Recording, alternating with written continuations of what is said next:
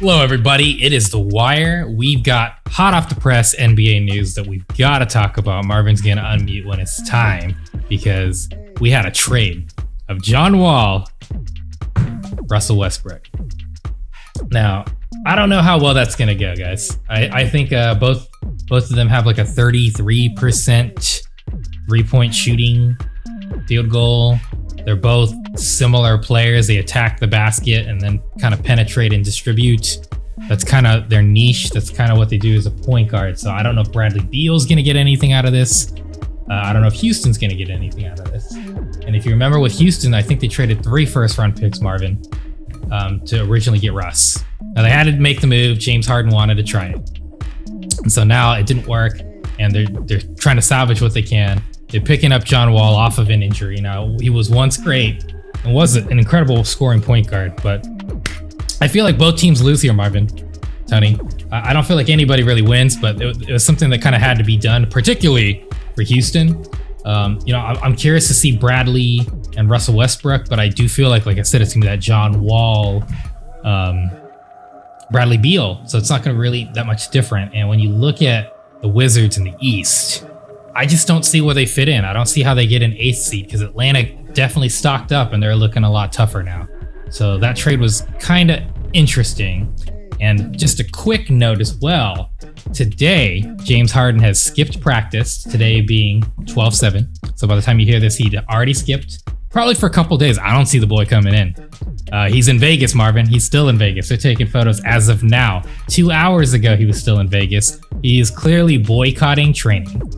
So, Marv, what's your take on this whole Houston situation with the trades, with what's going on with James Harden? And do you see Houston having a chance of trying to salvage this team after losing, having to trade off Russell, Harden claiming he wants to go to Brooklyn, all the draft picks they've already given up? Like, what can they do at this point as a franchise?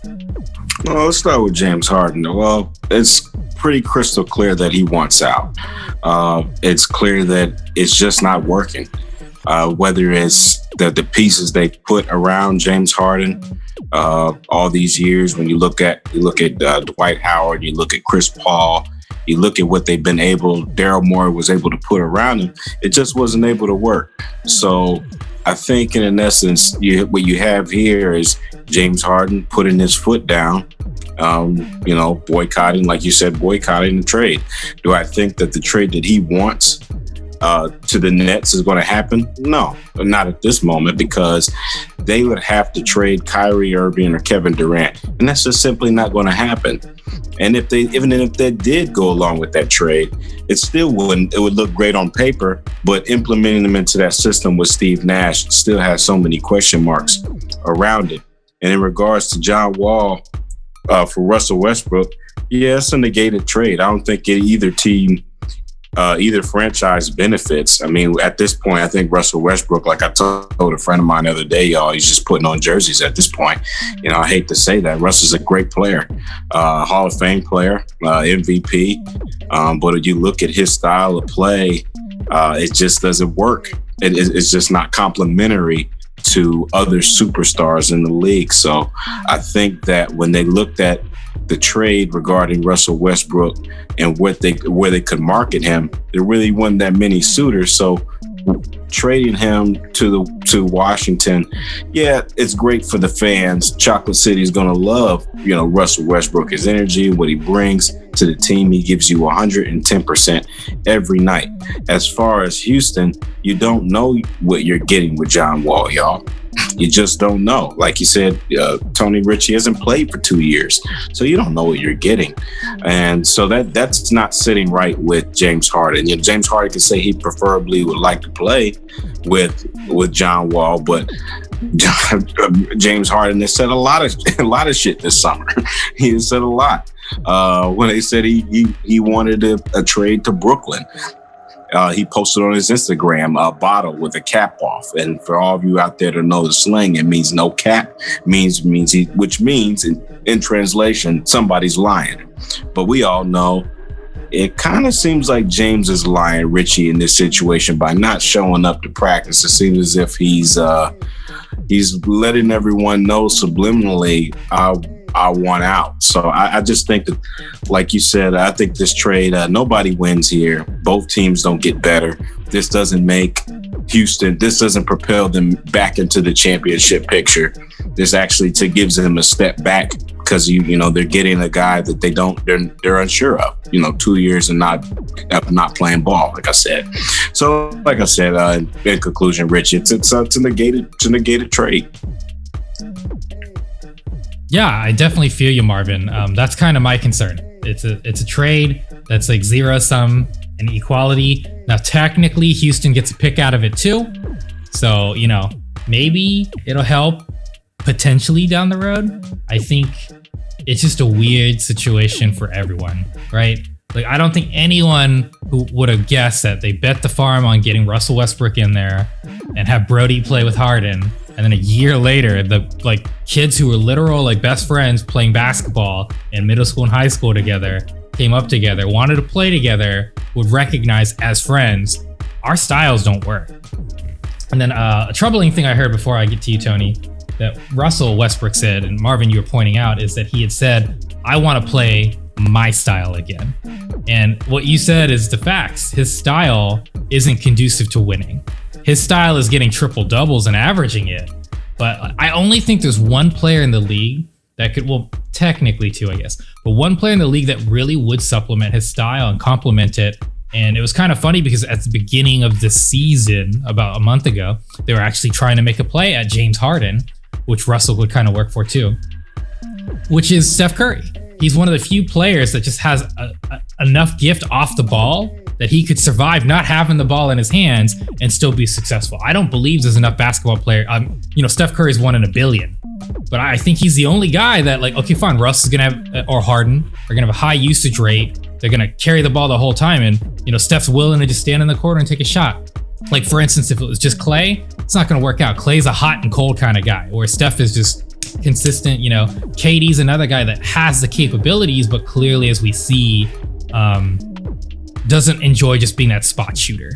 So I would have, I'm not saying that would have worked, but that's the only player off the top of my head I can even think of that could potentially work with Russ or James, quite frankly. So poor Bradley Beal, only player in NBA history to average 30 points a game and not make the All-Star team. He did not make it last year.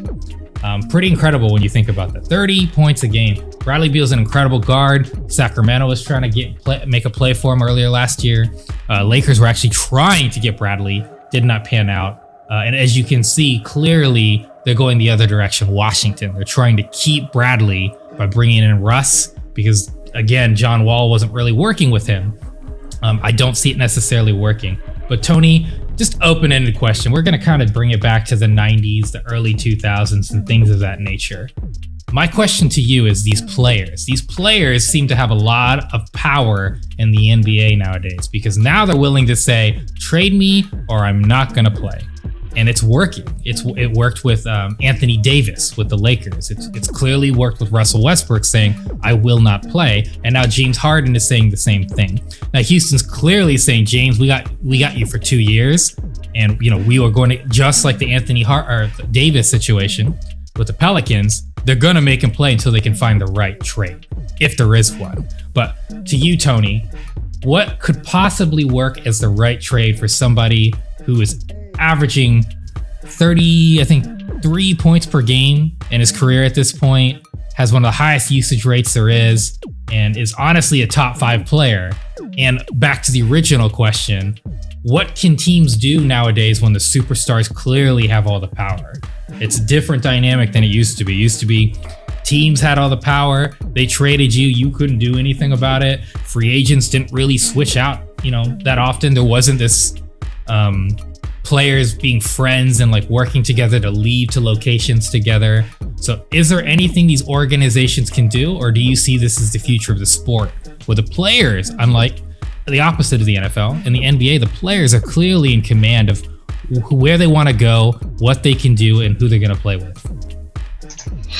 Wow, well, that's a lot. That's a mouthful right there, Richie. But in reality, for me, if I was an owner, I pay you to produce.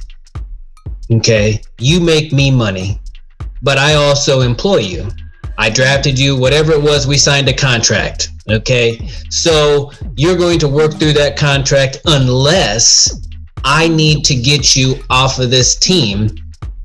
And if it's my decision to get you off the team, then I'm going to make the trade that best suits my franchise. It's not about you. If you don't want to play, then don't play. That's fine. You don't have to. Barry Sanders didn't want to play for the Detroit Lions, but he played to get paid. And if he sat out, well, then you didn't get paid. There's stipulations, people. And guess what? He retired a Detroit Lion because they would not get rid of him. You have to own your franchise and do what's best for your franchise, okay? Le'Veon Bell wanted out. I know I'm going to a different sport, but I know a little bit more about football than I do about basketball. Le'Veon Bell wanted out. Okay, well, I'm going to hit the franchise tag on you. You're going to play for me, and if you don't want to play, then you don't get paid. Well, guess what? He left $14 million on the table because he didn't want to play. That's his decision. But it didn't hurt me because I own the franchise. I do what's best for the franchise. These players, they have to realize if they want to dictate, then you know, they're polluting the league right now, in my opinion. They're polluting the league because what I used to love is basketball. I used to love how a franchise would draft players, build teams, build organizations, and win championships. They don't do that no more.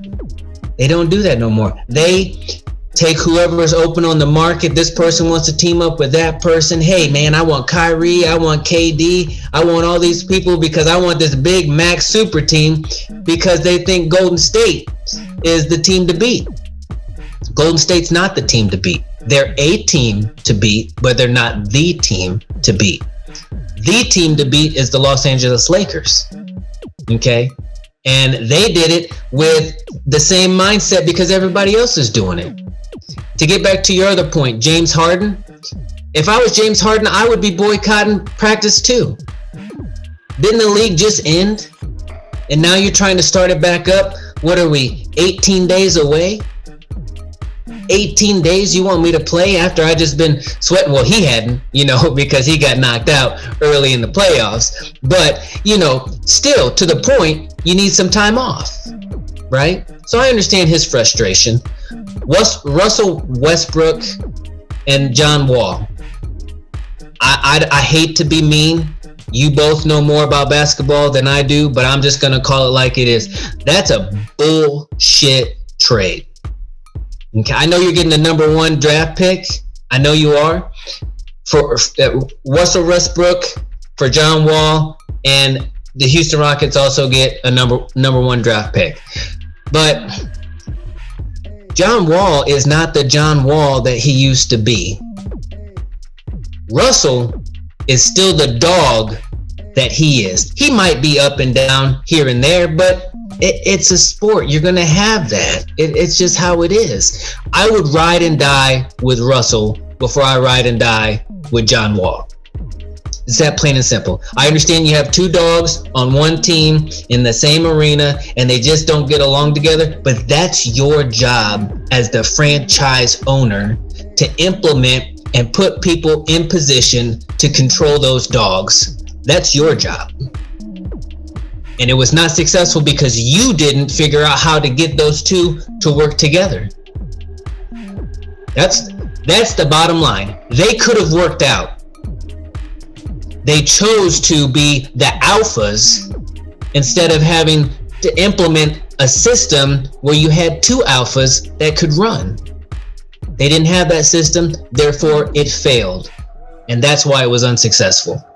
Hopefully I answered your question. But yeah, the 1990s, 2000s, they don't do it like they used to do, where you build the team, you draft the team, you might get free agents here and there, but it was more about you as an owner getting the players that you needed that fit the system that you wanted to run, and either you were successful or not successful. And if you weren't successful, then bye-bye GM, in comes another.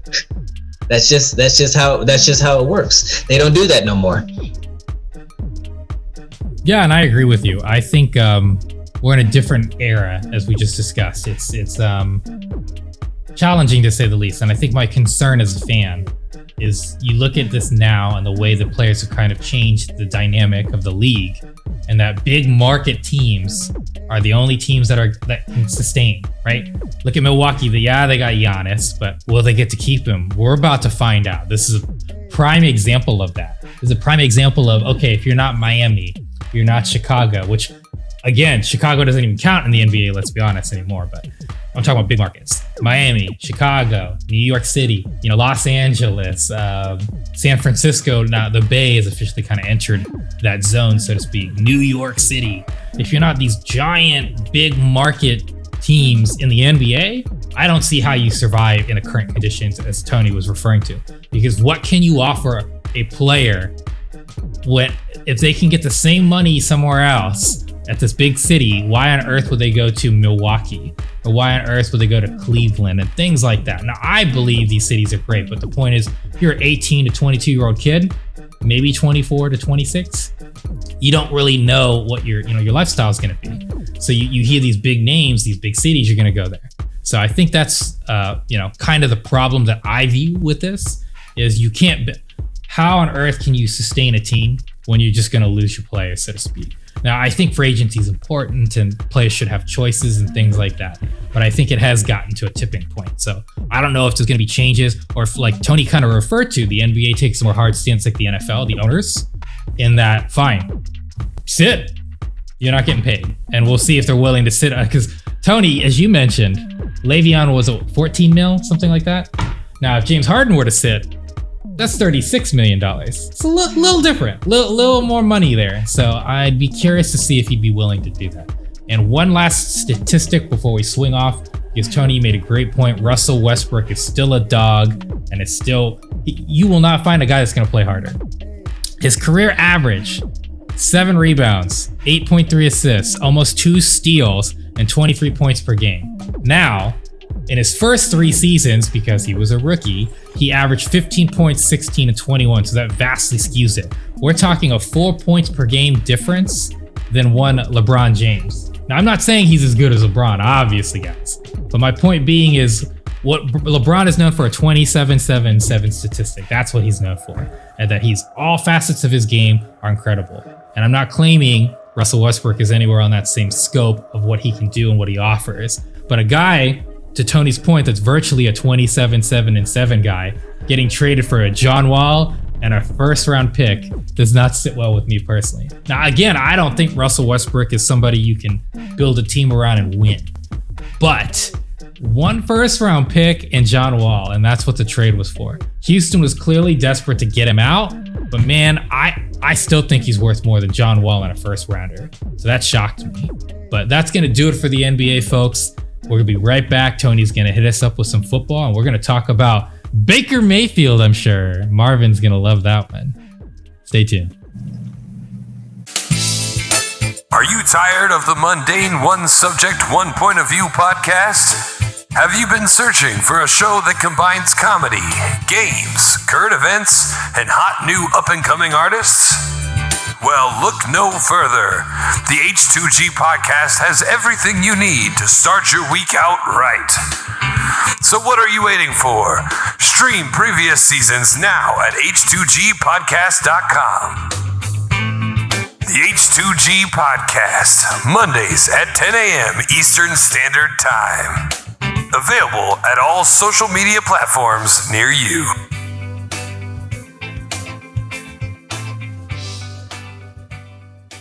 All right, folks, welcome back to The Wire. We're going to be talking about football, and it was an interesting week. There is no more unbeaten teams, because all the teams have been beaten, and everyone, if you remember, I told you the team that they were going to fall to would be the Washington Redskins. I hope you remember that I told you that, because it did happen. I'm still disappointed, but it did happen. So here are the reviews for this week. All right, so we had the Saints beat the Falcons 21-16. We had the Lions beat the Bears 34-30. We had the Browns Well, they were whooping on the Tennessee Titans, but the Titans didn't bring it back for the score. But it really was the Browns that dominated this game, 41-35. The Bengals got whooped by the Dolphins, 19-7. The Jaguars were leading, but lost finally to the Vikings, 27-24. The Colts came out and they were behind, but they did bring it back, 26-20. You had the Giants, 17-12 over the Seahawks, and they are now tied with the Washington football team for first place in the NFC East. Holy moly. The Rams, 38 over the Cardinals, 28. The Patriots, 45. The Chargers, the big old egg. Eagles lost to the Packers, 30-16. The Chiefs, they got out of it, 22-16 over the Broncos. And the Washington football team, 23-17 over the Pittsburgh Steelers. So, this is what I want to talk about, gents. All right, I normally do take or defer, but I kind of want to ask you some questions here, and hopefully you're comfortable enough with it. So we're gonna go to the Cleveland Browns Titans game. So get yourself mentally ready. Did the Cleveland Browns win this game, or did the Tennessee Titans lose it?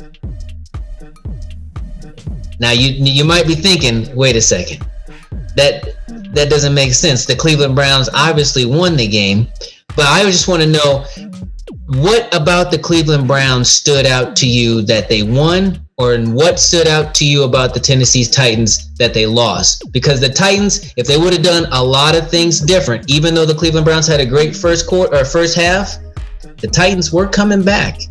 So I just want to get it out there. So whoever wants to go. Marv, it's your team. You want to start it off? I can go after. Oh, yeah. The Titans lost this game.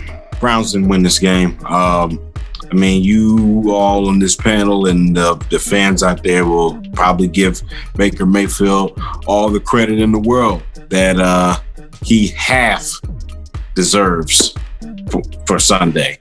Like I said, when you go up that many points in a football game, your job is to manage towards the end. Now, it's not as if he didn't have a bad game, but the Titans lost this game because, for one, their secondary has been Swiss cheese all year long. No edge rushers whatsoever. They had no Jadeveon Clowney, so no one was able to get to the quarterback. So when you look at the Browns on the offensive side of the ball, they had a great day. They were able to pretty much do what they wanted to do. They exploited a lot of holes in the Titans secondary as well as their defensive line up front, and they were able to run the ball and have a balanced day. But I would say overall, when you really looked at it, the Browns should be ashamed of themselves how they've been playing on defense for the past 2 weeks, and that can't be overlooked. When you look at last week and then they've given up 25 points to the 1-9 Jaguars, that was just inexcusable. This Sunday they had a Myles Garrett back. Now I know that they're absent of a few players on the defensive side of the ball. You got Myles Garrett back. You got Denzel Ward out for I think another week or so, but it's still no excuse. So the fact that they were able to escape with the win, it speaks volumes. And I think that, you got to give the Browns credit. This has been their first winning season since I can remember. I should be more excited. I should be more grateful, but I'm not, because it's just not going to cut it in the first round of the playoffs, because we've seen the Bengals play like this before. We've seen Ohio teams play like this before. It doesn't seem as if they're trending defensively in the right direction. But if we were to focus on Baker Mayfield, he's progressing. He's progressing. We'll say that. I will not say he's there yet, because he still has to prove that he can play with more consistency when what he's doing. Because if you go up against a better defense,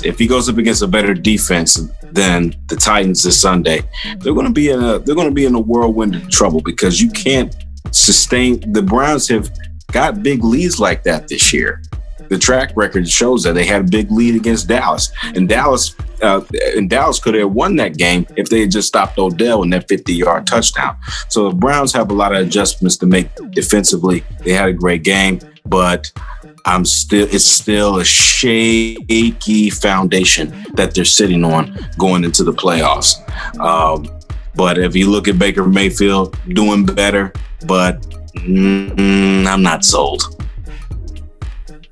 Okay. I'm going to counter. I will say I agree with Marvin. It's not that I don't, but there are things to note. The only reason Tennessee lost, so to speak, is Mike Vrabel in that sense, in that he wanted Baker. That's clearly the goal. Make Baker Mayfield beat us. And quite frankly, Baker Mayfield played the best game he's ever played. But a big part of that was the play action itself. But that's kind of been my thing anyways, is you can't expect, like, they have, to me, with Kareem Hunt and Nick Chubb, you have the best rushing team and offense. Now, we can argue Derrick Henry versus Nick Chubb at a later date, Marvin. I'm actually a huge Nick Chubb fan. I think statistically, people don't realize this dude is a beast. In the fourth quarter, he's the real deal. He's the real deal. He's averaging 12 yards per carry in the fourth quarter. And it's because Cleveland, because of Baker's lack of playing, they've had to rely on Chubb. And yes, they have Hunt too, and he's great. And that's my point. They have this amazing 1-2 punch. But when you have such an incredible rushing game, do some more play action, man. And this was the first time that I saw them really going into it. Chubb was selling the play actions, and they were getting somewhere. So the positives I see as a Cleveland fan are you had 36 rushes with Chubb and Hunt, and they were getting stuff. They averaged 3.3 yards. That is not a Cleveland Browns win statistically, how they play. So for Baker to have a great game and the rushing kind of get stuffed, considering how potent the rushing team offense is, I'll say that was good. Concerns as a Cleveland fan, you had time of possession like 36 minutes and you squeaked by. Derrick Henry only got to carry the ball 15 times. And to Marvin's point, Ryan Tannehill slashed them for almost 400 yards. So this isn't one of those Cleveland did amazing, but what I saw is their offense did things that they needed to do to be successful potentially down the road. Because the bottom line is Chubb and Hunt are not going to have a 118-yard game consistently. I don't care what defense they're playing. That was more of an anomaly than a reality. So for the fact that the rushing wasn't going very successful, even though they did try, and the passing worked out and they squeezed by is one thing. So you can talk about it being an escape, but to me, I think Cleveland won more than Tennessee lost because Vrabel made no changes to the game plan. And like you said, even though they have a Swiss cheese DB in secondary, Cleveland did too. And this was just awful defense across the board with two great running teams that happened to throw the ball. I think that was the weirdest part about this game is there was like 800 yards or so in the air with two running teams. So to me, I still think overall Cleveland won more than Tennessee lost. That's my perspective. Yeah, I agree with both of you. I'm a Baker Mayfield fan. I've said it numerous times. I just needed him to show up and show out, and finally it happened. But I'm not all the way on the bandwagon. He needs to do it more. He needs to be more consistent. But I do believe that he can get it done. He is the bright future for the Browns. And a lot of people disagree with me on that. But I've seen the quarterbacks that have come through Cleveland, and Baker Mayfield I like the most out of all those quarterbacks. And I could probably name about 12 of them, and I just don't have the time to do that. So, moving on. Who are we more afraid of that might go the wrong direction? See, the NFC East had two teams that came out victorious so far. We don't have the information on the Baltimore Cowboys game, so I can't talk about that game. But the Giants beat the Seahawks, and the Washington football team beat the Steelers. So who are we more afraid of going in the wrong direction between the Seahawks and the Steelers? And I'll open up the floor for whoever wants to go first. I'll go first. I'm going to say, and this is going to sound absurd. Just based on performances of the teams, and I say the teams that beat them, not the Steelers and the Seahawks, but the teams that beat them, the New York Giants have won 5 out of 7 of their last games, and the 2 games they lost were by 1 and 2 points respectively. So they're playing incredible football. So for Seattle to lose that game, I kind of understand. A lot of people aren't really paying attention to what I just said. 5 of 7 they've just won in their last 7 games. So they're a hot football team. So, and as we discussed last week, I think Seattle might not even make the playoffs. So realistically, I think Seattle's slipping more. But to me, it's more disappointing, in my opinion, that Pittsburgh lost this Washington game. But it's just more par for the course with Pittsburgh. It's what they do. They play down to their opponent.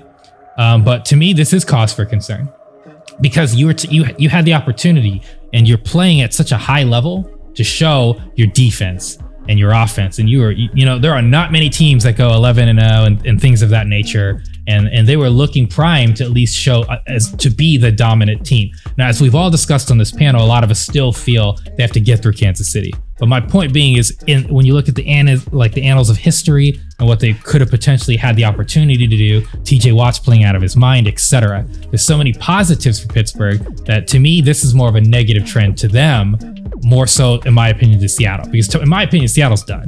Does this put Seattle in a really bad position and in a worse position than Pittsburgh? Yes. But to me, Seattle lost to the better opponent by far. New York is playing incredible football, even with Daniel Jones.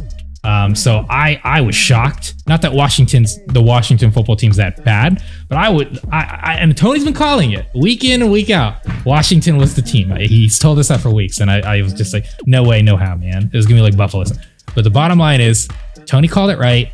And to me, I think that's a bigger negative trend to Pittsburgh, because this is, as a Steelers fan who is calling it, and these Steelers fans saying they're going to lose to these lower end teams, so to speak, it's troubling news, because as the team, you should identify, this is where we struggle.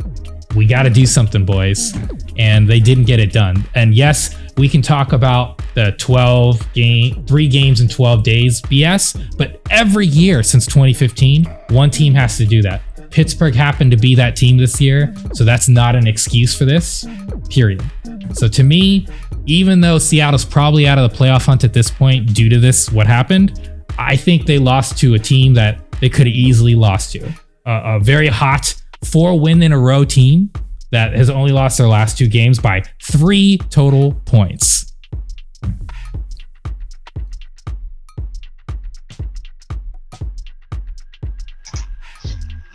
Nothing to say, Marvin? It's okay. I got stuff to talk about, so you're good. No, I do.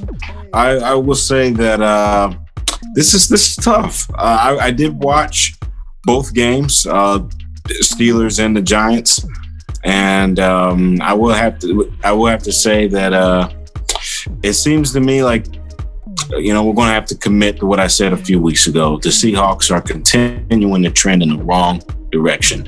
I feel, but I'm also not feeling good about the Steelers right now, because I will say this: the Steelers for the past week on offense have not looked good, and I will say it has not been because of it's just been because of simply because of COVID-19. They've had players that have been missing for the past few weeks. You look at Marcus Pouncey, you look at James Conner missing. They haven't been balanced, and then aside from that excuse, their receivers been playing okay, but there have been a lot of drops on the offensive side of the ball. It has been amazing to watch. It has been crazy because Eric Ebron, newly acquired tight end for the Pittsburgh Steelers, who's had a up and down season, but had a tremendous season last year. Very confusing as to why. Even Mike Tomlin said why they are dropping so many balls, and it's not as if like you dropping a few balls here and there. It is starting to pick up, and we all know when you drop passes, that leaves opportunity. That's always a little wiggle room and little opportunity for defenses to ricochet that ball off a deflection and take it all the way to the house for a pick six. And so that, to me, is where the Steelers are trending downwards. Now, for the Seahawks, defensively, they've gotten a little better. Over the past couple of weeks, they got Jamal Adams back. They're starting to pick it up. But when you look at offensively on the side of the ball, they're just not getting it done. I don't know if Russell Wilson is is not reading his reads fast enough, which is really strange because that's been something he's been doing well for the majority of the year. But when you look at how they're playing, they weren't able to get their run game going. And like you said, Richie, 5 of the last 7 games for the Giants, they are not to be taken lightly. To me, it just kind of, baffles me that Jason Garrett could not have this same success while he was in Dallas last year. It's very confusing to me. But if you look at the Giants on the defensive side of the ball, they have one of the most premier defenses in the league. Their future is really, really bright when Saquon Barkley gets back. So all you football aficionados out there and fans, be on the lookout because Daniel Jones is what he is now. But if they can somehow put it together, the Giants are back, y'all. They're not a team you can just roll over like the Jets. They're the wrong New York team to mess with right now. So I would just say that out of both teams, it seems as if both teams are just they're trending in the wrong direction. But I will say who's trending in the right direction is the Washington football team. If you look at the Washington football team, besides their quarterback play, which has been a crapshoot all year, from Dwayne Haskins to Alex Smith to I forget what their last backup was. But you look at their run game, Antonio Gibson has been phenomenal this entire year. He sustained a toe injury in the Pittsburgh game, but we feel he'll be back before the playoffs start. But when you look at Terry McLaurin, you look at their defense on the side of the ball, Montez Sweat, Ohio State's Chase Young, that's a nasty defense. So when you look at the NFC East, people are laughing at them. We on this show, Tony and Richie, they've been in the laughing stock of the Wire for the last 5-6 weeks.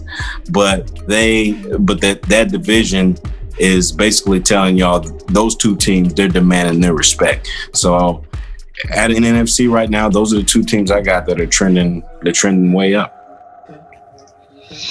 Yeah, so I've been calling it, and I was right. And now let me explain to you why I'm excited. I'm upset but excited at the same time. The Pittsburgh Steelers, even though they were winning, they were trending in the wrong way. So that's a big statement to say, right? Because how can you be 11-0 and be trending the wrong way? Because there's a giant at the top of this hill, and he's ready to slay you. And that giant is Kansas City. Okay? They would not beat Kansas City if they played 5 times in a row. It just wouldn't happen. They need this smack in the face because they all need to understand that they're not as good as their record says. Now that they've been smacked in the face, they can go out and play every single play like it's their last play and fight for something. And I'm not saying other teams aren't doing that. I'm just saying when you've got rookies who are dropping balls or an experienced tight end who is not catching the ball that needs to be caught, he's wide open, right over the middle. Nobody's there, but he's scared, thinking that somebody's going to hit him. It's all in your mind. You got to get that out of your mind. The hill that they need to climb to beat Kansas City just got a little bit easier, because I think they'll find a way. This is just a fan talking. You still got to show up and play, because Kansas City is going to do their damn thing, because that's who Kansas City is. But the second part is they've got way too many injuries. You're dropping the ball, way too many injuries on the defensive side. Washington, I knew was going to be the team because their defense is stout. Okay? Their defense is playing lights out. They just have been. That's just how it is. I wasn't so worried about the offensive side, but guess what? You got to put points on the board in order to win. And sometimes fluke plays happen, and Washington was able to take it down the field on multiple occasions where it was 3rd and 12 or 3rd and 20, and you're given a first down. That's not how you win games in the National Football League. The Giants, switching over. Colt McCoy was the quarterback for the New York Giants, not Daniel Jones. And he won that game against the Seahawks. The Seahawks defense played the best that it could, but guess what defense played better? the Giants defense. Oh my God. Russell Westbrook looked like, not Westbrook, whoa, Russell Wilson. I'm still on basketball. Russell Wilson was all over the place in the backfield, running around like his life depended on it. He had nowhere to go. I'm more disappointed with the Seahawks because I had such high hopes for Wilson. He was my MVP at the beginning of the season. Metcalf is a beast of a wide receiver. You've got another wide receiver that's a beast. The bald guy, what's his name? I don't even know his name. Marvin, I know you know it. Tyler Lockett. Lockett! Dude's a beast, and he's like 5'10". But he catches everything that's thrown at him. Metcalf, I'm just so upset with the Seahawks right now as a fan of football because they definitely deserve to be in the dance. But if you play like you've been playing, then you don't deserve to be at the dance. And the Steelers, even though they're 11-0, they did not deserve to be at the dance because they were playing some shitty, getting lucky on some calls, plays that the Browns would beat them, that the Titans, depending which week it was and Tannehill showed up, would beat them. You can't rush for 23 yards a game in the National Football League and be a powerhouse. It just doesn't happen. Ask Kansas City. They run the ball. They get the ball down the field. It might not be for 100 yards, but they stick to it and then they gun it. That's just what they do, and that's why they're successful. So, with that, moving on. Sorry, I went on my little spiel. I don't know what to take of this, guys, and I don't know if we want to take the time to talk about it, but Marvin, I'm going to give it to you. Do you take it or do you defer? The Raiders versus the Jets. I'll defer that one. Okay. Just like the Jets have deferred on their entire franchise, their season, the fans, the state of New Jersey. We'll just move on. No problem. At some point, I thought the Jets were going to win, and it didn't happen, and that's why I wanted to leave it open for you. But this game was not fun to watch. But the Patriots or the Chargers, do you want to take it or defer? And then I got one more if you don't want that. Oof. Oh, wow. I'll actually defer that one. All right. I'll defer that one. So I'm going to leave you with the Broncos or the Chiefs. Do you take it or defer since I don't have any other games for you? You know what? Go ahead and we're gonna take this one. We're gonna take this one. Actually, we're gonna take it. Actually, Tony, I'm sorry, man. I have to rewind. I'll go back to the previous game, Chargers Patriots, because it's inexcusable to not score 0 to 45. 0 to 45. Okay, let me slow down and let that sink in for a second, y'all. 0 to 45. Now, we just got finished talking about the Jets, right? It would be, Tony, it would be a shame. It would be a damn shame if Anthony Lynn got fired before Adam Gase. It would be. And you know what I'm talking about. And simply because when you look at the Chargers, it's the things that have happened to them this season is been out of their control. Just like I said in the previous segment, injuries, no Melvin Ingram. So they've struggled. You look at their run game. They got rid of Melvin Gordon last year, rightfully so, because of a contract dispute. Now Austin Eckler returning off injury. They weren't able to get it going. They have the Patriots come in to LA and rack up 45 points on them. You know, New England hasn't been playing like slouches for the past couple of weeks. Their defense is still elite. Their offense may be very inept, you know, because you can't name a single wide receiver on that team. But when you look at their defense, they still have Stephen Gilmore. They still have Bill Belichick. Like, they're a respectable franchise. But when you look at the Chargers, it's inexcusable why they weren't able to get anything going. You have a Keenan Allen, you have a Mike Williams, you have a Hunter Henry, you have a good offensive line, you have a young rookie stud in a Justin Herbert, who is the rookie of the year, and he wasn't able to get anything going. I mean, what did we really watch yesterday? Did we watch a college football game? 45-0.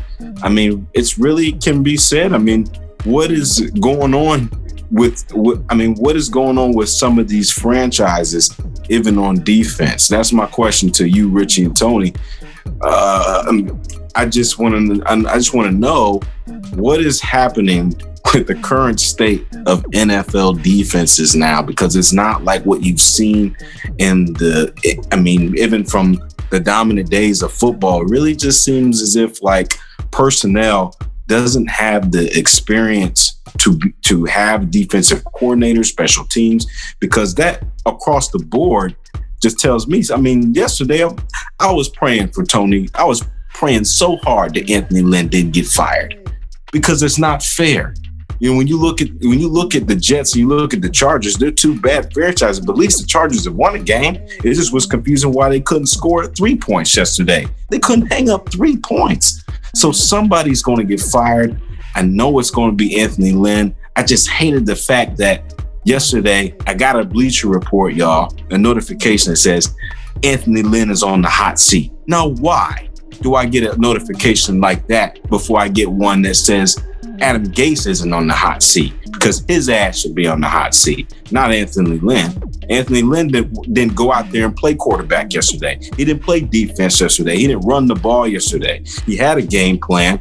Neither the offense or the defense stuck to it. I don't want to hear it. You have a superstar in Keenan Allen who scored a touchdown for the last 6 weeks. The last 6 weeks. It was a home game. It is completely inexcusable why they came out and laid an egg. You just had Austin Eckler come back. Would you bring him back off IR for if he's not going to do anything?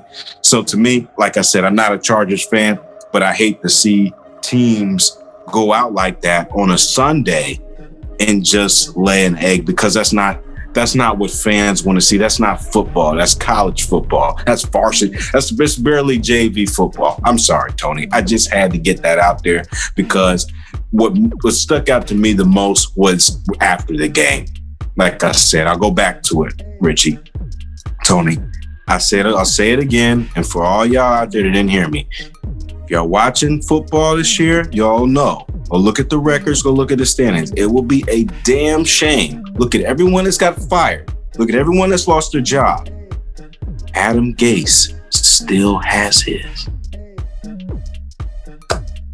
It's confusing to me. Yeah, the game to me was very disappointing in the fact that the game plan that the Chargers had, it just didn't work out for him. The quarterback for the Chargers, Justin, threw the ball 50 plus times. 50 plus times. Now, I know you're behind, but you threw it 50 plus times and you had 2 interceptions. Cam Newton had 69 yards passing, y'all. 69 yards. And they won 45-0. It's incredible. It's incredible. Cam almost had more rushing yards than he had passing. Now, the Patriots, they did rush very well, so they might not need it to run. They might not need it to pass the ball.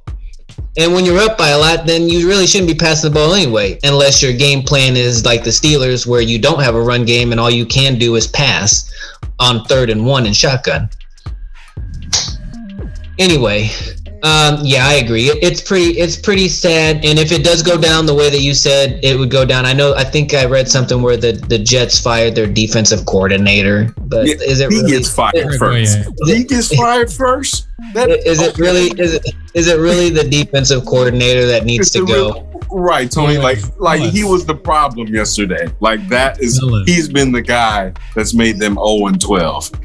Behind everything. Greg Williams, okay, Richie and Tony, I guess he's the orchestrator. Greg Williams is behind every single loss that the Jets have had. Go ahead. So Gase was on it in an interview yesterday after the game, and he said he heard Greg Williams do a 0 blitz, right? No safety. And he said, shoot, I really wish I would have called a timeout. And he still has a job. Just food for thought. Wow. All right. Well, Richie, I feel sorry for the fans, Tony. I do. They shouldn't have to be subjected to this. I live in New York, y'all. This isn't right. It definitely isn't right. So, Richie, unless you have a game that you want to talk about, I'd like to do hero and villain. Okay, so I want you to pick your hero for last week and your villain. And your villain could be anybody that you want it to be. Okay, so to give you an example, I'll go first because I've been thinking about this for a while. So my hero, which you both are not gonna like, but my hero is Baker Mayfield because he showed up, he followed the game plan, he did what he needed to do. He was a great play action fake, boom, throw it down the field. They did what they had to do against the Tennessee Titans. And I see you rolling your eye, Marvin. I totally understand. But yes. My hero is Baker Mayfield. Now, my villain is a dude with the number 90. And I believe his last name is Sweat for the Washington Redskins. Or I'm sorry, they're not the Redskins anymore. The Washington football team.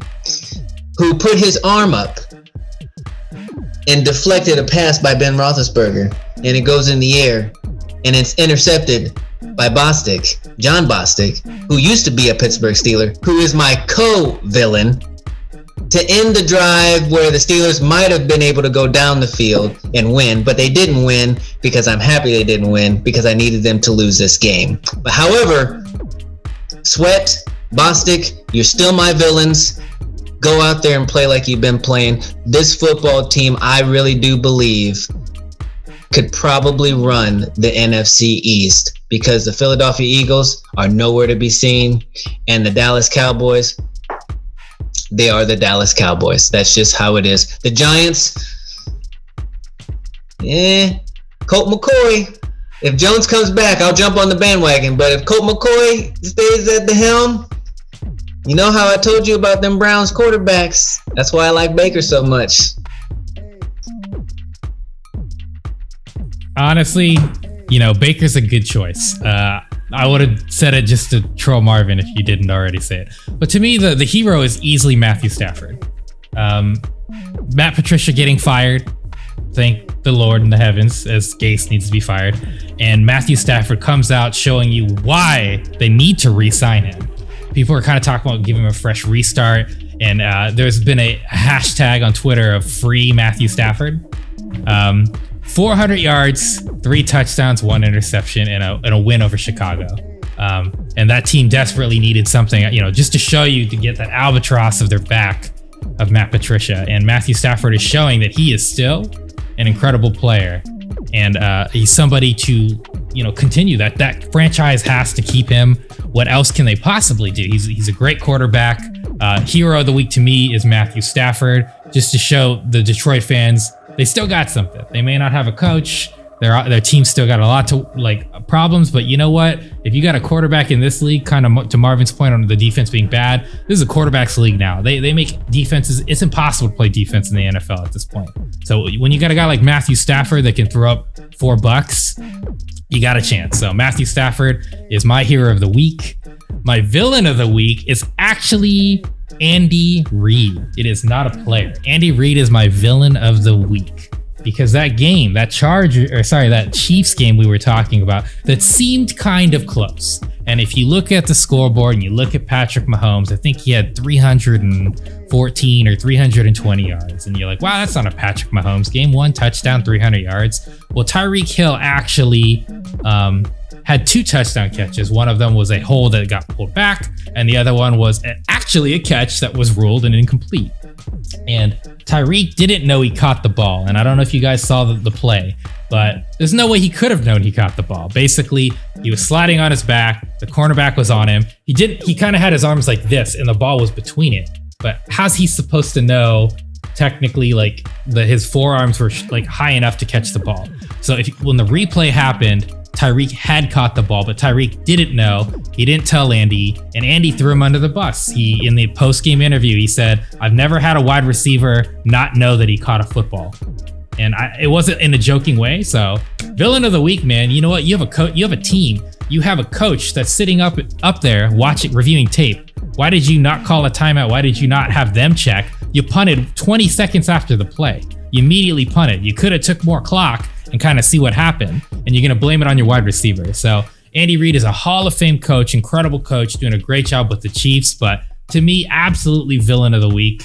That's not he can't see what happened. I mean, again, he's getting hit, falling down. His head's lodged this way. He can't see the football. How's he supposed to assume his forearms technically had possession? And it should have been a catch, guys, as I said. But he couldn't see it. And as the coach, kind of like the Gase thing where I said was inexcusable, wish I would have caught a timeout. You're the coach, man. You had plenty of time to try to hold back on that punt. Why'd you punt so quickly? You had 46 seconds. You punted 20 in. You wasted 26 seconds. You have a guy up there who's supposed to watch tape and supposed to check the replay. So, villain of the week, Andy Reid. Matthew Stafford, hero. Okay, so I got my hero of the week, but they're going to have to co-split it together. And I'm going to choose Darren Waller and Travis Kelce as my heroes of the week. Those two have, even though I hate to say it, they kill me in fantasy football, but I got to be unbiased here. Those two are the most prolific tight ends in the game today. Darren Waller, guys, folks out there, had 200 yards on the New York Jets. Let that sink in. 200 yards. A tight end had 200 yards on the Jets. 200. So he has been playing phenomenal football this entire year. He's clearly the go-to guy on the Raiders offense. He is the Raiders offense. There was no Josh Jacobs. You saw what Derek Carr did last week. He crashed.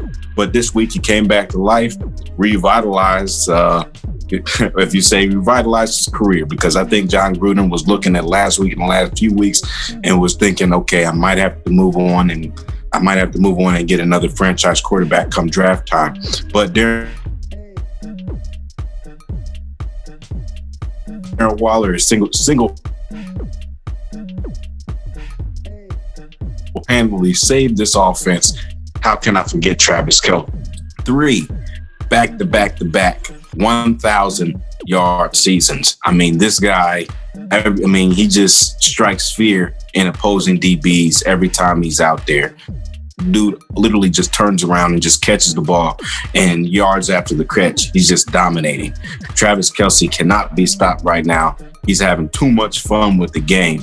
He's one of the probably, like I said, we've seen some great tight ends, guys. We've seen it. We've seen Tony Gonzalez. We've seen you guys help me out. We've seen the Kellen Winslow's. We've seen some Hall of Fame tight ends. Rob Gronkowski. Rob Gronkowski's, and these guys, they're catapulting themselves into that conversation. As the clear-cut number one receivers on their teams. But I will say my villain of the week, and it's redundant, Adam Gase. He will forever be my villain of the week, and every week. He's been the villain of the week for the last 12 weeks. Why? Because they haven't won a football game. He doesn't care about the team. He doesn't care about winning. He doesn't care about he doesn't care about the fans. He has ruined the culture. He has done every single thing possible to run the franchise into the ground. We don't understand how he got a job in the first place. He worked underneath Peyton Manning for 1 year. 1 year. Then and got too much credit for that. And when he was with Miami, didn't have any winning seasons. I know I'm digging up this guy's track record, but it's relevant to now. What makes him such a villain is because he's vilified everybody else on his team, including personnel. He's fired everyone but himself. So, Adam Gase, he's my villain of the week. I'm done. Congratulations, sir. I agree with you. I'll say this much, guys. I want to point out something that Marvin had mentioned before I have one more question for you guys. Travis Kelce. I think the moment I saw Travis Kelce, I was just like in awe. This dude is incredible. His worst season, he averaged 12.9 yards per catch as a tight end.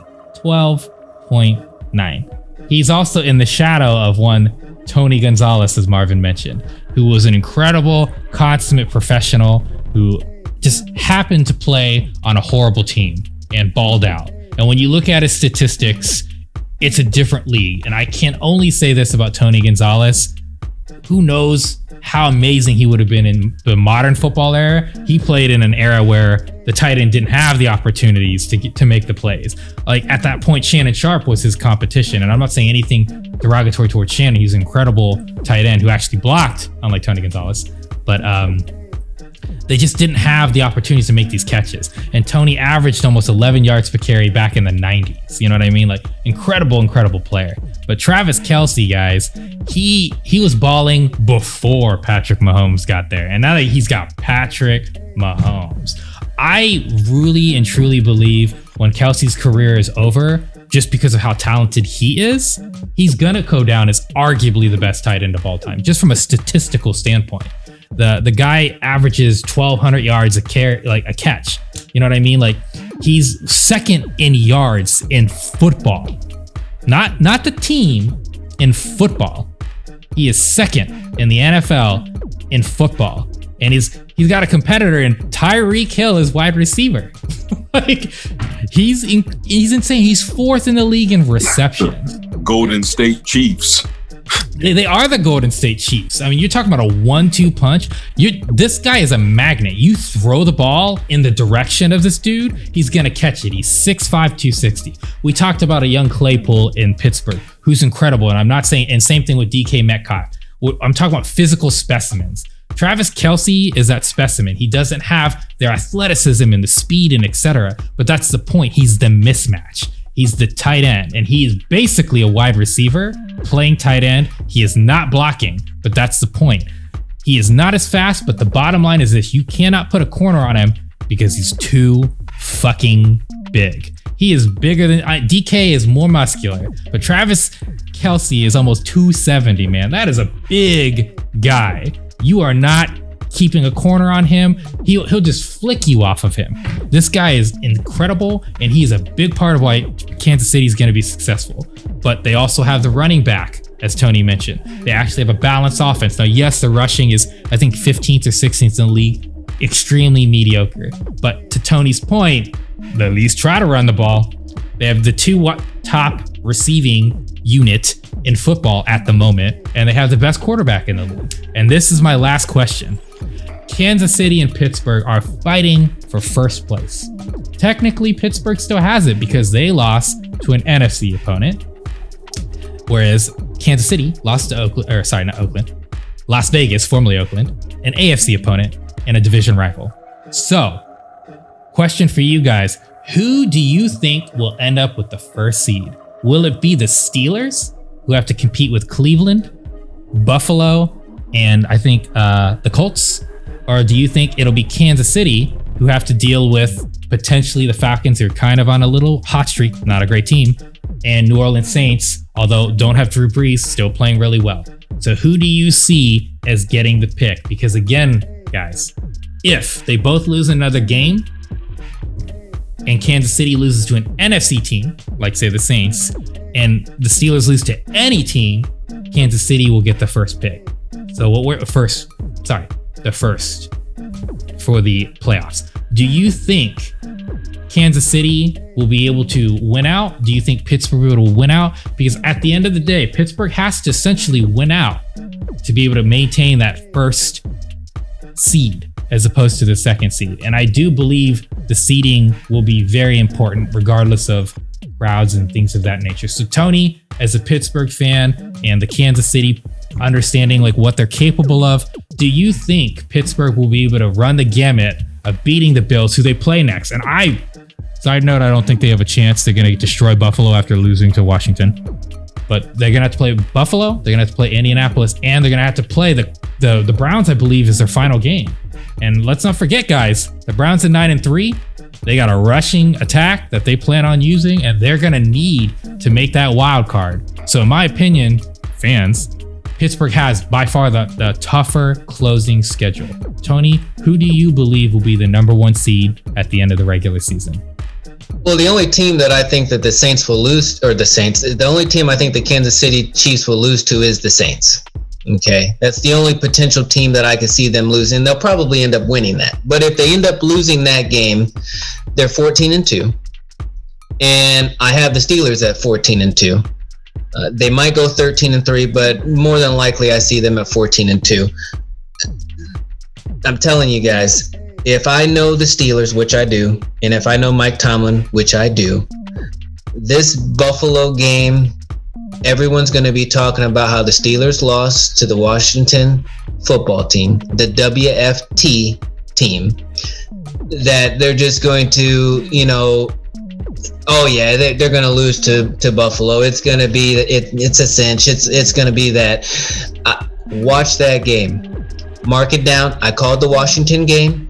I'm going to tell you right now, that game is going to be 35-24 Pittsburgh Steelers. 35-24. Write it down. It's going to happen. But ultimately, to answer your question, the Kansas City Chiefs are going to be the number 1 seed. It's just how it plays out. It's that simple. If they lose to the Saints, they'll still have the record that the Steelers have, but now they would go above the Steelers, correct? Is that what you said? If they lose to an NFC yes. There you go. Because the Steelers will lose one more game. The question is, actually, they don't even play the Buffalo Bills. They play the Bills next? They play the Bills next. Yes. They play the Bills next. Yeah. So, to me, the team that I think the Steelers will lose to is Week 17, which is the Cleveland Browns. That'd be their next loss. But we'll see what happens. I've been wrong before, except for about Washington. But we'll see. We'll see what happens. Kansas City, number 1 seed. Kansas City, the team to beat. Kansas City is going to run the table. It's all Kansas City. The only team that can beat the Kansas City Chiefs is the Kansas City Chiefs. That plain and simple. Okay. Marv, before I get to you, could we be seeing in that Kansas City versus the Saints a potential Super Bowl? They might see each other again. I mean, we talked about possibly how strong New Orleans is going to be. But Marvin, who do you think is going to be that number 1 seed before you answer that question? I think I believe the Chiefs will. I believe the Chiefs will. I believe that the Steelers will lose next week's game, to be honest with you. If they do not get their running game together, if James Conner's not back, that's going to be a very difficult game for them to win on the road.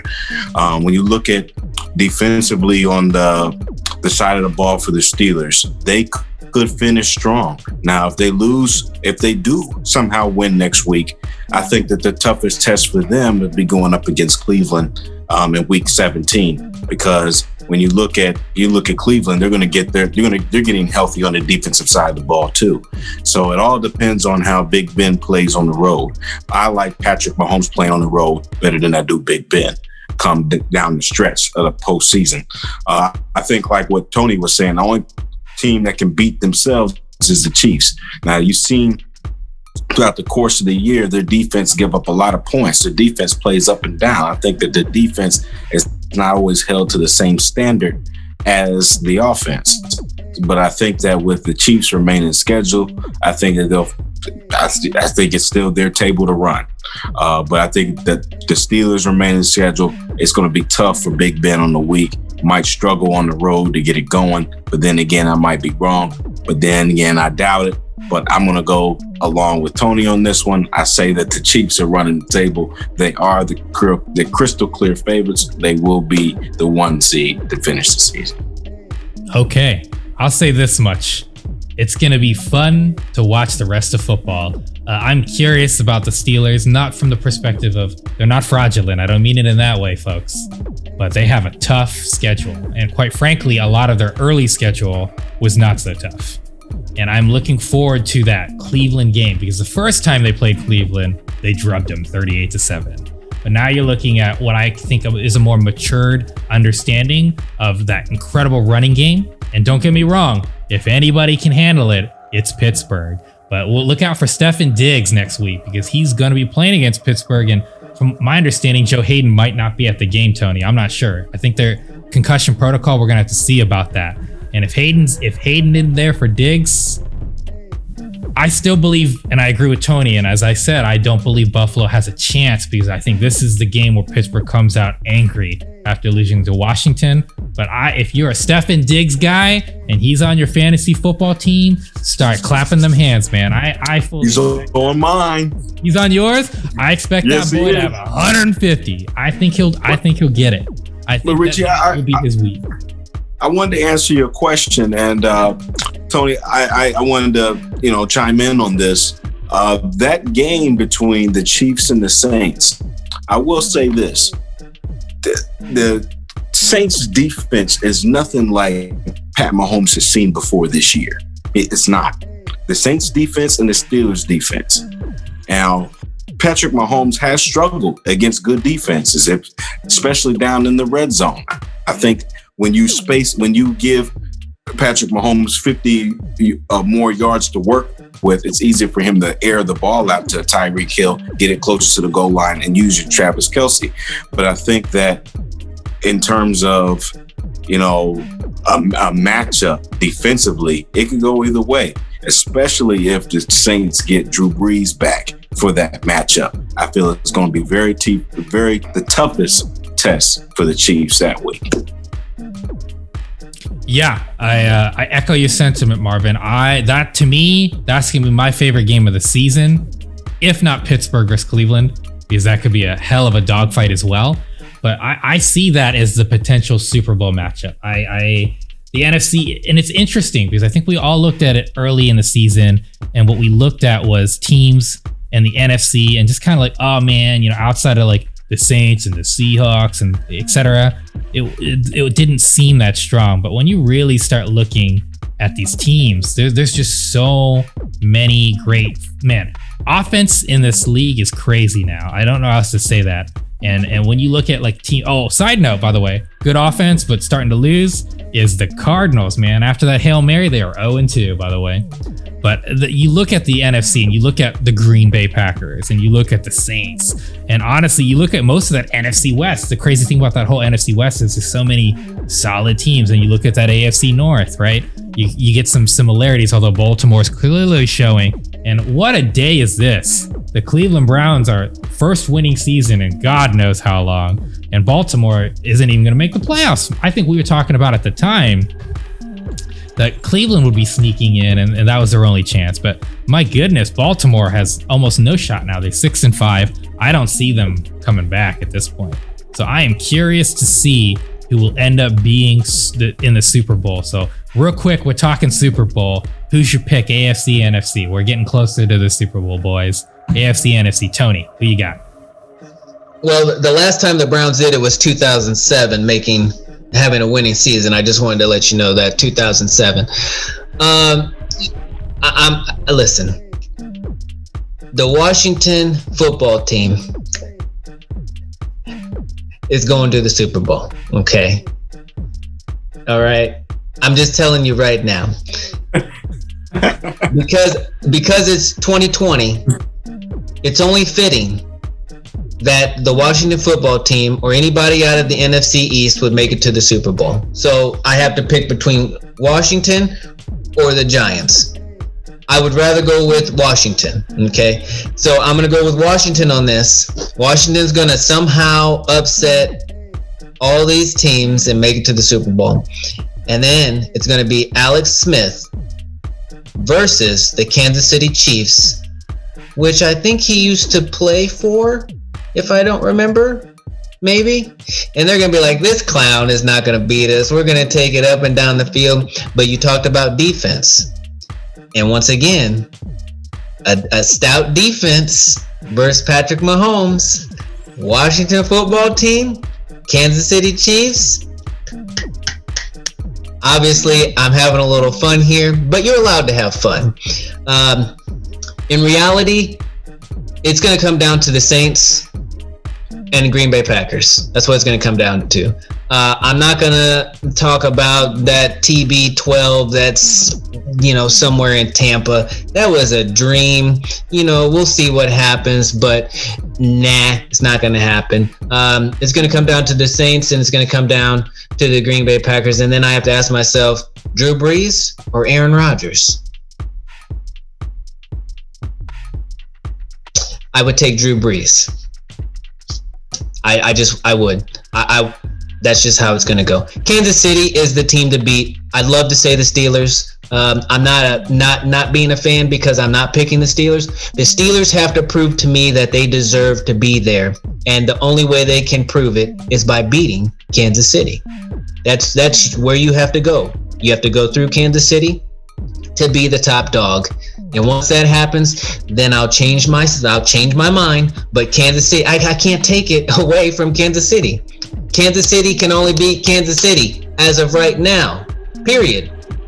Who cares about the Las Vegas Raiders who did it one time and drove their bus around the stadium and did a victory lap because John Gruden doesn't really know how to, handle his football team. When you win, you pat yourself on the back, you get ready for the next game, and you do what you have to do. Period. You didn't win the second time. Sorry, John Gruden. Marvin. Did that answer your question? My question. Thank you. You did. Whoa. Well, I'm gonna pump the brakes on Washington football team here, Tony. Unless Alex Smith is the second coming of Michael Vick, Joe Montana, or any other mobile quarterback that can run, then they just might have a shot at going somewhere. I don't know if it's the Super Bowl. It might be a different bowl, but it might go somewhere. But, if they get a quarterback next year, who knows? They'd have the team to do it. You got Terry McLaurin. You got a good defense. You got a great running game. But I will say my Super Bowl matchup, Richie, I've thought about this long and hard. And I've looked at which offenses are the most potent, which defense is good enough to propel them to the championship. I would have to say we're going to see the battle of the GOAT, of one of the GOATs versus a baby GOAT. We're going to see Aaron Rodgers versus Patrick Mahomes in the Super Bowl. An offensive explosion you will see in the Super Bowl, reminiscent of what you saw in the Rams-Chiefs game a few years back when those both teams put up video game numbers. I'm talking about you're going to see one of the most I'm calling it right now, you're going to see one of the most high-scoring, entertaining Super Bowls you have ever seen this year, the cap off 2020. And I think the Chiefs and the Packers are the teams that's going to put on that show, because when you look at the Packers, they've got Devontae Adams, they've got Aaron Jones, they've got Robert Tonyan, they've got Aaron Rodgers. This team looks very explosive in the NFC. I say that they'll beat the Saints on the way to the Super Bowl. They'll have that rematch once again like they did in the regular season. I think the Packers will win, and I think that the Chiefs we're going to have that conversation. Who's better, Aaron Rodgers or Patrick Mahomes? And I think Aaron Rodgers is looking for revenge coming off that NFC Championship loss to the 49ers last year, Richie. So I'm thinking we're going to get an offensive explosion, y'all. Well, this is how it's going to end. It's going to be a safety and a goose egg. For 2020, it's going to be a safety and a goose egg. So it's going to be 2-0. That's going to be the score in the Super Bowl, no matter who plays in the Super Bowl. I'm calling it right now. That's how 2020 is going to end. It's not going to be no team covers the spread. Wow. Nobody covers the spread. I was not ready for Marvin, and I know he's a cheesehead, and I know he loves Aaron Rodgers. but I was expecting, as he's talked about defense, and we're talking about, when we talk about defenses, as noted earlier, we got the Saints and the Steelers. We also have offense in the Saints, but to Marvin's point, 379 points Green Bay has scored to the Saints 347. However, I will counter that the Saints have a 106-point differential. So this is a tough one because I agree with both of you boys. It's the Saints and the Packers out of the NFC.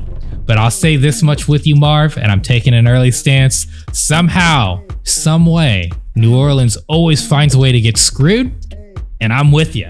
I think it's going to be Green Bay. Somehow, even though I think the Saints are the better team, every year they somehow choke in the playoffs. Or it's got a black cat running around somewhere. They have a black cat around Drew Brees. I think they're the better team, but I actually am with Marvin on this one.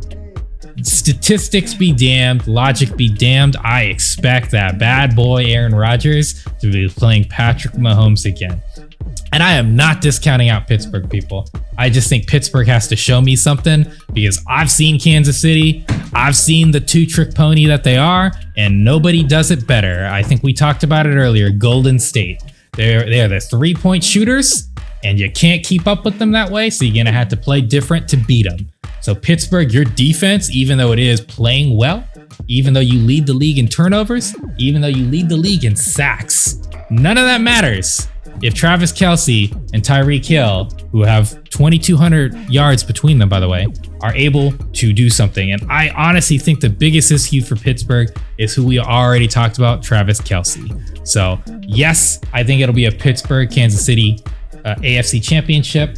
But Pittsburgh, you guys are going to go through the fire, and maybe that'll make you tougher. Maybe you can really play that Cleveland game hard and try to figure out something on defense to really lock down the Chiefs. Because at the end of the day, yeah, they can run the ball decently, but we know what they're going to do. And Pittsburgh, are you going to be healthy? And are you going to be able to stop 40 points from coming? Because that game this week was a fluke. They will not be putting up 26 points. They will be putting up 30 plus. So Pittsburgh, your offense, in my opinion, is your stability. Your defense has played great, but you are going to have to play the game of your life, and it's any given Sunday. But we'll see as the weeks go on. And next week, ladies and gentlemen, we're going to talk about our favorites for the offensive and defensive players of the year. You guys already know my 3 favorite defensive players, so stay tuned on my pick. We'll see you next week for The Wire. Thank you guys for watching.